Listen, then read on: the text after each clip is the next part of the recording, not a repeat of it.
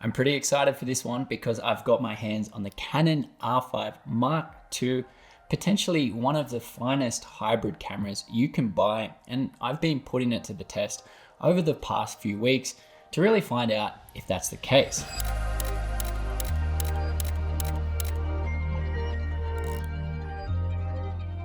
So in this video, I'll be looking at all the specs and features for both photo and video and how they actually perform when you're using this camera, because that's what matters. Also putting it up against the original R5, which has been my go-to camera literally since the day it came out. I have put timestamps throughout this video if you're looking for anything specific as we go, but let's jump in. So to start with, let's have a quick chat about cameras in general, a tool that allows us to create whatever we want to create. So a tool, yes, but one that you should really enjoy using and want to keep using. Importantly to me, I want my camera to perform in a range of different conditions. So it needs to be versatile and it should make it as easy or effortless to perform and do what I need it to as possible.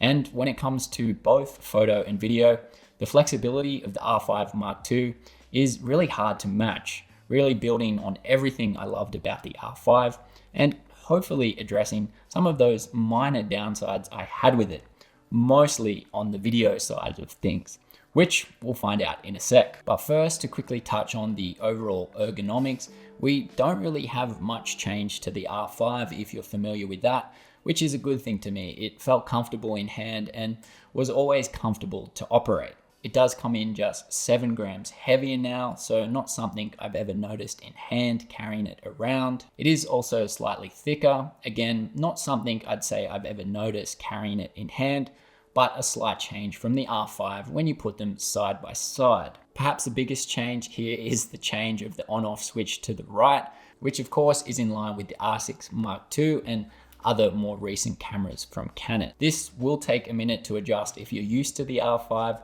but a change for the better in my opinion, and I surprisingly got used to it very fast. Especially holding the camera in one hand, it's just so much easier and quicker now to switch it on and off when you're on the go. In terms of the sensor, we have a new 45 megapixel full frame back illuminated stacked CMOS sensor.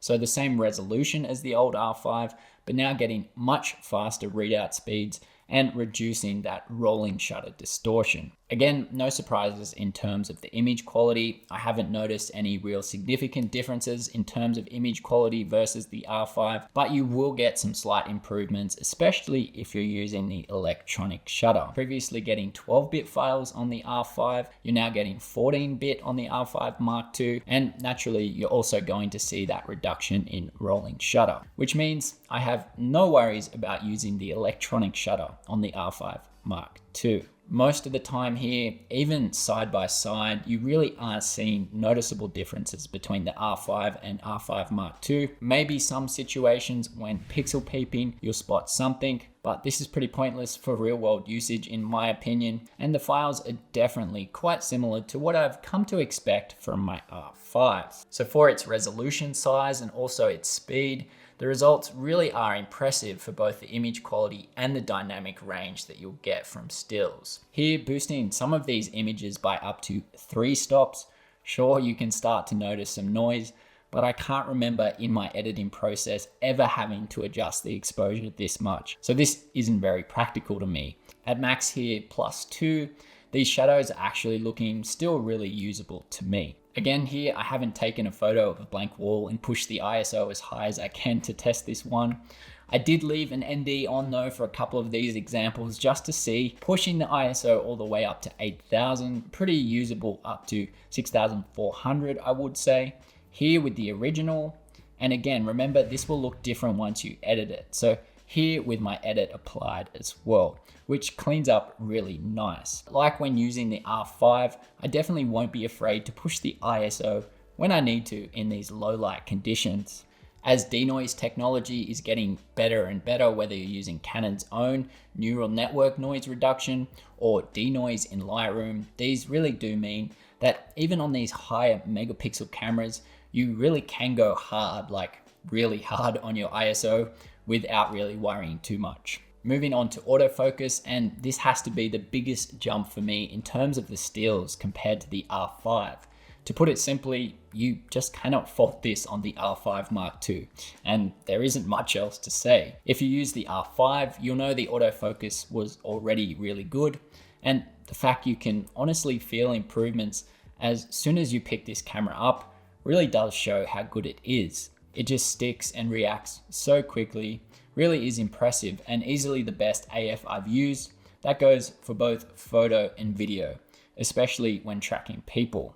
Depending on what you shoot, we also have some pretty neat features here now, like adding a subject priority, a really useful feature for things like weddings, events, sports, where you can take a photo and register one or multiple subjects, and it will actively hunt out that person whenever they are in the frame. So really practical feature. We do also have the inclusion of IAF, supposedly improved from the R3. I have only used this briefly so far, so I won't comment too much, mostly because I'm so used to how I already use AF on my camera, but I can certainly see this being a neat feature for certain types of photography. Another neat addition here is the improved burst rate. Again, as I have no worries using the electronic shutter, you're getting up to 30 frames per second, and I believe it's around 12 frames per second if you're sticking to the mechanical shutter. You're also getting pre-shooting on both photo and video, which is another awesome feature for anyone capturing that fast moving action, whether it's sports, wildlife, wedding moments like the kiss, or I've even tried this out on the street for some street photography as well. Looking at stabilization, we reportedly do have some improvements to the IBIS in the R5 Mark II. On my testing here, those really wide focal lengths, you do still get that little bit of jiggle, but it's definitely improved a lot. Here are some examples, all handheld. You really can get some really smooth footage. Here, walking, following a subject at 24 millimeters and also vlogging at 20 millimeters. Of course, this also helps with stills. Here, slowing my shutter speed right down when shooting handheld. We do have a new battery, of course, and for me, it's been lasting pretty well so far. You will be a bit limited, as you probably know, with your settings if you're using some of the older batteries, but just like when I was using my R5, I'd prefer to use the newer batteries that last longer anyway. Still always have the old batteries as backups, especially when I'm just taking stills. Moving more onto those video specs now, perhaps the biggest updates for me when comparing to the R5. I think perhaps the best addition has to be the fact we're now getting C-Log 2 in a Canon mirrorless camera. If you're unfamiliar with C-Log 2, basically offering better dynamic range than C-Log and C-Log 3, arguably just a better log profile, and definitely a go-to for anyone using Canon cinema cameras. This alone really makes the R5 Mark II a serious video camera for many, especially in combination with some of these other new features. So I've spent a bit of time with the R5C for video, and I really enjoyed the cinema options in that camera. We now see basically everything that I missed from that camera here in the R5 Mark II. A few that may sound simple on paper but make a big difference to the video experience are things like having waveforms and false color. These are just monitoring tools, but a far better way to properly expose your footage and a nice welcome addition. On the R5, using the histogram for video, this would actually disappear once you hit record. So with our waveforms, these actually stay on the screen once you hit record, which is obviously quite useful as well. We also now have 24-bit 4-channel audio, which is great, giving you more options for separate microphones. In terms of video codecs, I'd say some improvements here as well. With options, we now have both 422 and 420. A few things that will please a lot of people are also no record limits and also a full-sized HDMI port. Also the inclusion of a tally light, so you can now see when you're recording if you can't see the screen. Again, a nice practical thing.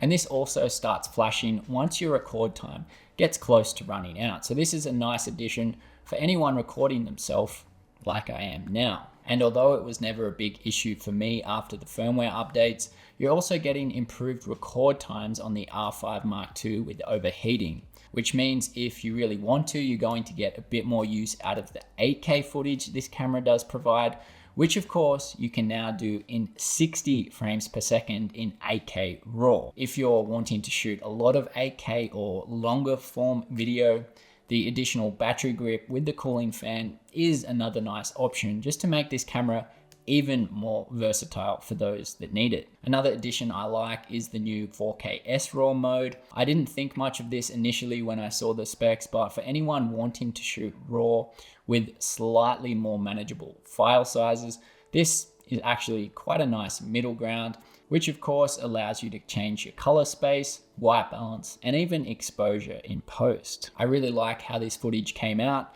and I'm definitely going to be testing out this further in the future. I also just wanted to touch on this as a more general point, but the reason I enjoy this camera so much is certainly just the ease of use and also the customization options. It's incredibly easy to set up just how you like it and really manage both photo and video together in one camera. This is why I think it's seriously one of the best cameras you'll find for a hybrid shooter. Anyone who needs really great options and performance for both photo and video, I don't think you can go wrong. Of course, your needs may vary.